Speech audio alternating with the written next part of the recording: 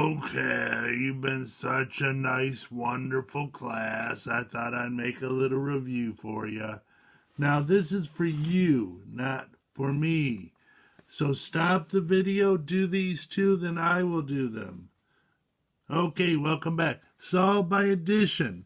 So I'm going to multiply the first one by 3, the second one by 2 to make the y coefficients opposites. So I'd have 9x plus 6y equals 15. And 4x minus 6y equals negative 2. So 13x equals 13, so x equals 1. Am I done? No. There's also y, so we're going to plug that back into the first or second one. So it's 3 times 1 plus 2, y equals 5. Subtract 3, 2y equals 2, y equals 1. Notice I didn't use the most difficult numbers. Also notice the special case could be in there tomorrow.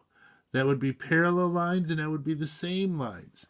I haven't decided yet which one. Ha ha ha. I'm going to multiply this one by, oh no, this is substitution. I am sorry. I'm going to solve for a variable. So I'm going to add y and subtract 2. I think that's pretty easy. Now I'm going to take that and put it in for y. Why? Because I said so. So 3x minus 2 equals the big 7. And you're going to be crazy when you see what the answer is. How about 1, 1? So I made the answers real easy. So add 6, combine it, 13x equals 13. X equals 1. Well, who would have guessed? Now, I'm going to put that in either here, here, or here. I'm going to put it up here just because I feel like it. So I get 1, 1. Y is 1. Well, that's the one that's been affected by gravity. Sorry about that. So the answer is 1, 1. Might have special case tomorrow. Now let's do the second part, graphing. So here's the 3 graphs. Graph them for me, please. I'll move there and then there. Okay, good. Okay, I'm assuming you're done. So now I tried to trick you. There is no inequality with this, so there is no shading with it. Mr. Murphy, you're such a nice person. I am, aren't I? So, I'm going to do intercepts. Do you have to do intercepts? No, if it just says graph, you get to choose. You could subtract 2x and then do slope intercept. But I cover up the y, put 0 in there, so the x-intercept is 1. Yowzer. Cover up the x, so the y-intercept is 2. And since it's just equal, it's a solid line. Whee! So this one. Again, I'm going to do, wow, that is a horrible coordinate system. I should have used a ruler there, I guess. Looks like it's a dancing coordinate system, don't it? Do the hula. So let's cover this up. That would be 4/3. That's a little bit past the 1 1 1/3. Then cover this up. That'd be -1.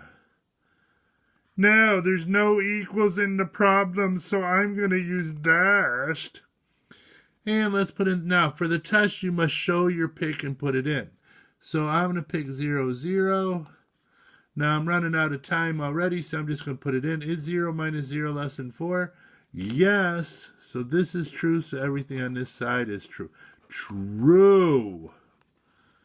Now notice, let's say I picked 0, -5. Is 0 minus 4 times minus 5 would be 20. Is 20 less than 4? No, it's false, and it better be because it's not shaded.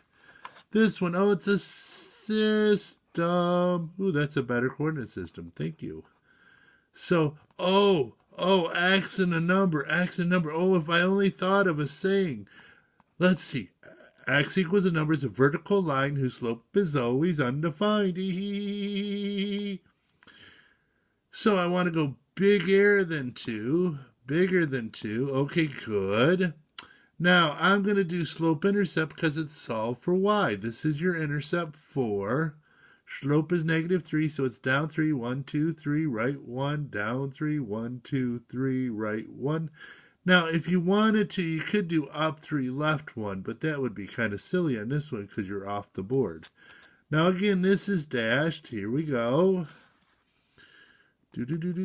Now, let's do 0, 0. Is 0 greater than 4? No. So this is false, so this side is true. So look at where it overlaps, right in here. Wee-hee. Now, two problems. Find equation line in slope-intercept form. Well, I have a point and a slope, so why not use point-slope? Now, some of you are using slope-intercept every time. That's okay if that's how you were taught.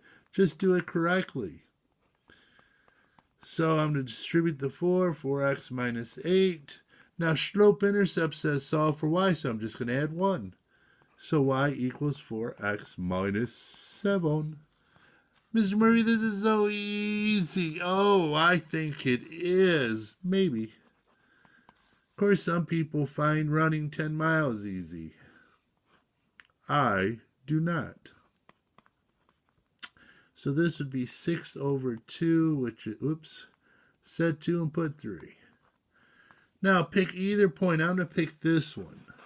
Now I'm going to use point slope. So y minus 1 equals 3. X minus 3. So y minus 1 equals 3x minus 9.